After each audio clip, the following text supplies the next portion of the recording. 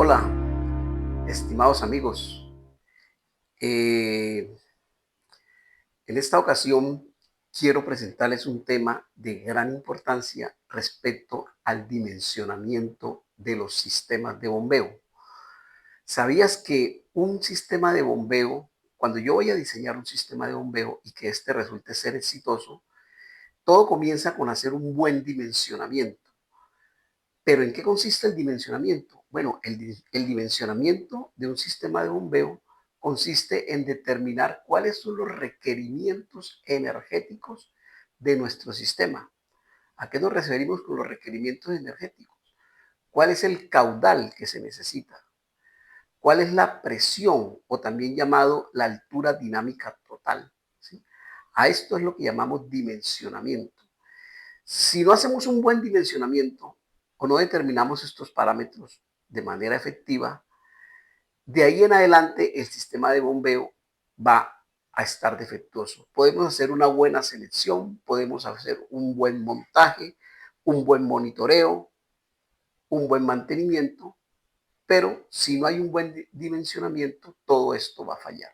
¿Sí?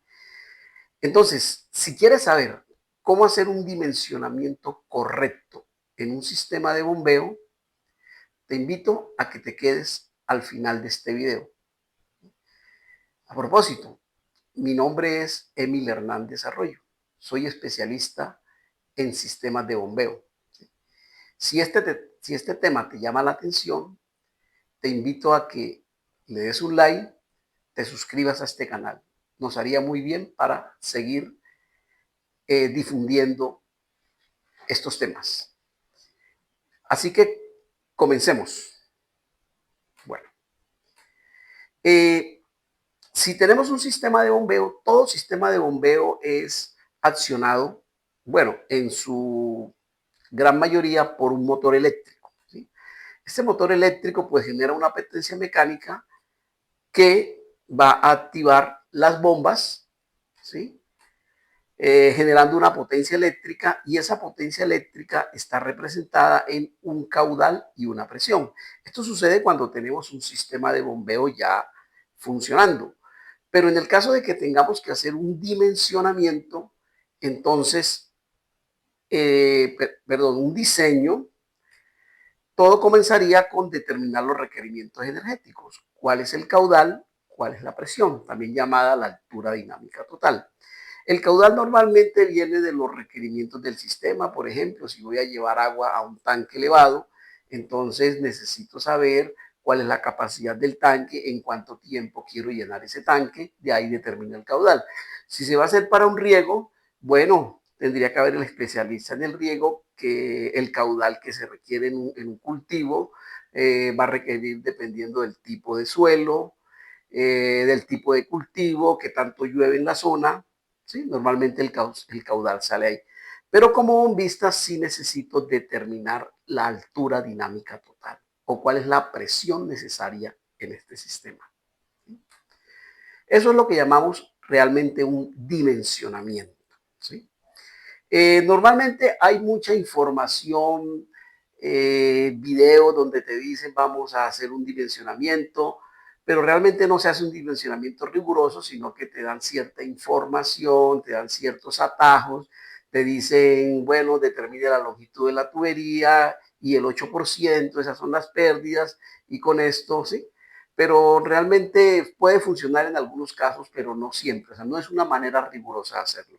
Y el dimensionamiento es tan importante porque ahí en adelante define totalmente el éxito de un sistema de bombeo. ¿Sí? Entonces, con ese dimensionamiento en mano, podemos calcular la potencia hidráulica, pero es con el dimensionamiento, con el caudal y la presión, y ayudado con las curvas de las bombas, es que vamos a seleccionar las bombas. ¿Sí?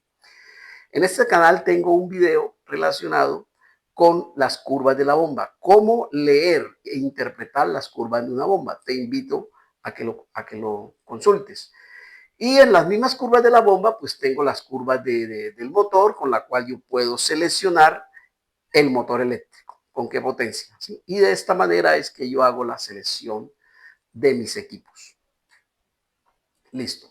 ¿Por qué es importante el dimensionamiento o selección de una bomba? Digamos que aquí tenemos, como observamos en la gráfica, se ha realizado un dimensionamiento con una cabeza de 20 metros, ¿sí? Que es la altura dinámica total, y un caudal de 80 litros por minuto. Entonces, a esto nos referimos con el punto de diseño, o estos son los requerimientos energéticos de la bomba, que luego vamos a ir a las curvas, ¿sí?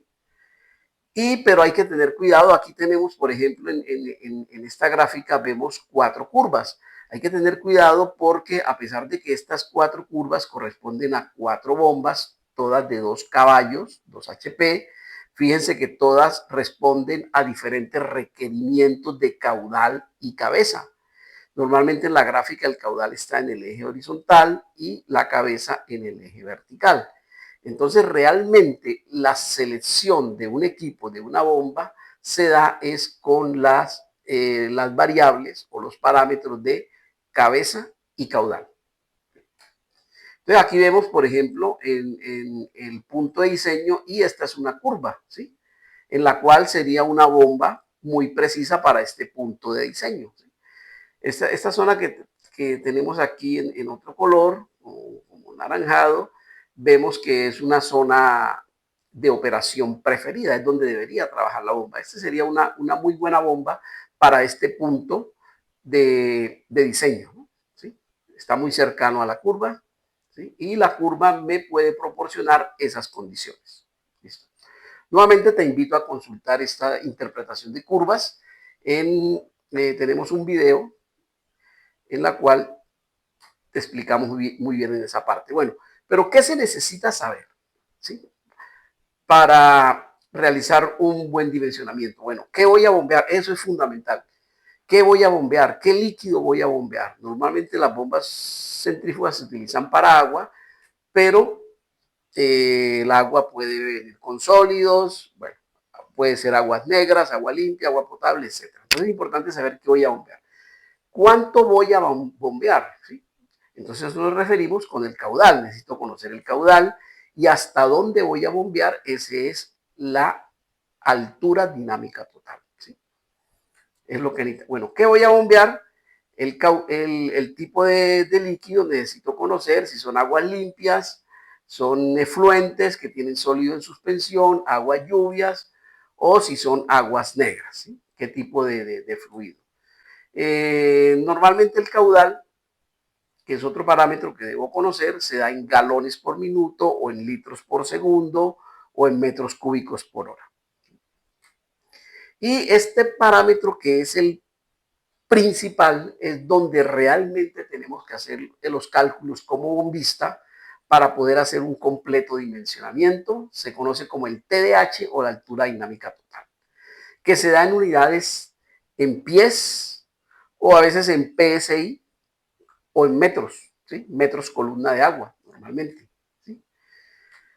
¿Qué más debo saber? Bueno, importante, la velocidad de bombeo. Normalmente, cuando yo estoy trabajando con agua, con líquido como agua, esa velocidad debe estar entre 2 y 3 metros por segundo. Porque conociendo la velocidad, yo puedo de alguna manera ya empezar a determinar cuál es el diámetro de la tubería. Importante tener este dato, ¿no? ¿Sí? Velocidad de bombeo para sistemas de bombeo con líquidos similares al agua debe estar entre 2 y 3 metros por segundo. Es un buen dato. Bueno, ¿por qué? Porque es que a pesar de que los diámetros de tubería más grandes, pues me permiten a mí que haya menos fricción, ¿sí? Pero cuando la tubería es muy grande, entonces voy a tener otro tipo de problemas. La velocidad disminuye, pero disminuye a tal punto que se me pueden presentar sedimentación en la tubería, que es lo que está ocurriendo aquí, ¿sí? Entonces ya hemos dicho que eso debe estar entre 2 y 3 metros por segundo, ¿sí? Una bomba más grande no quiere decir que se vaya a bombear más agua o que vaya a funcionar mejor. No, esto no es cierto. En temas de bombeo, las bombas deben manejar un caudal específico, determinado. No puedo ni sobredimensionar ni subdimensionar porque vamos a tener problemas. ¿Sí? Y también el tema de las tuberías, no podemos tener tuberías muy grandes, ya vimos el caso de que pues, se pueden presentar sedimentaciones, o vamos a tener altas pérdidas por fricción debido a diámetros de tubería muy pequeños. ¿Sí? También es importante reconocer qué voltaje tengo disponible. Las bombas, los motores que impulsan bombas normalmente pues trabajan a cierto voltaje, a 110, 220, 440. Entonces necesito cuál voltaje tengo disponible antes de seleccionar y comprar un equipo. ¿Sí? Bueno, ahora sí nos vamos para el punto crucial y es cómo calcular la altura dinámica total de manera rigurosa. ¿Sí? Porque es muy importante, porque si partimos de un mal dimensionamiento, de aquí en adelante nada puede quedar bien. Entonces, la altura dinámica total se calcula o es una sumatoria de ciertas cantidades, que es la altura estática, que es la distancia vertical entre el nivel de succión y el nivel de descarga. Las pérdidas por fricción son las pérdidas de energía en el sistema, por tuberías, por accesorios, ¿sí? Y la presión de servicio. ¿Sí? Digamos que si el sistema de bombeo al final tiene una válvula y esa válvula requiere cierta presión para poder funcionar, a eso es lo que llamamos presión de servicio. ¿Sí?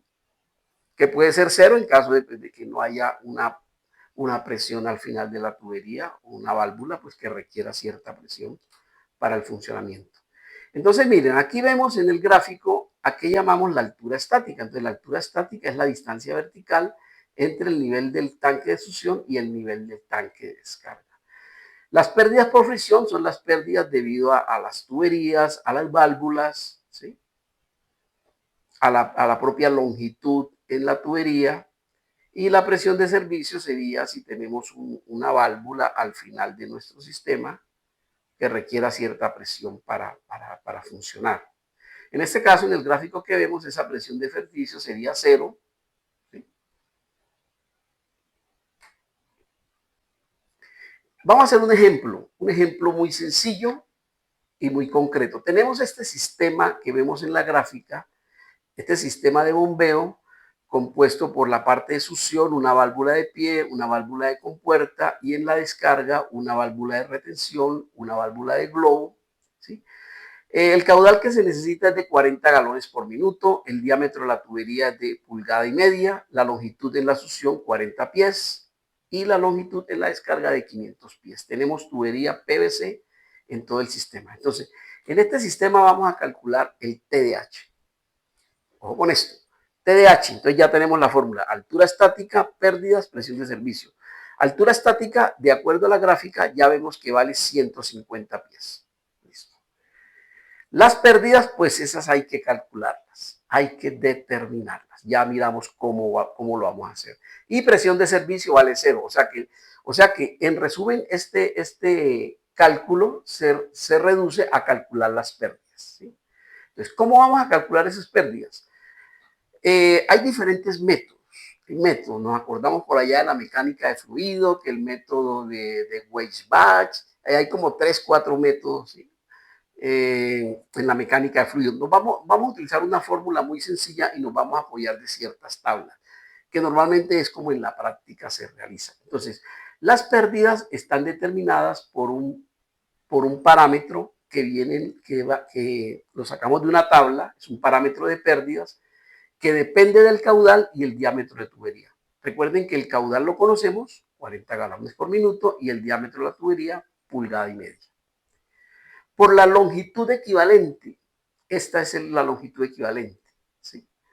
Cada válvula, tubería, cada uno tiene una longitud equivalente.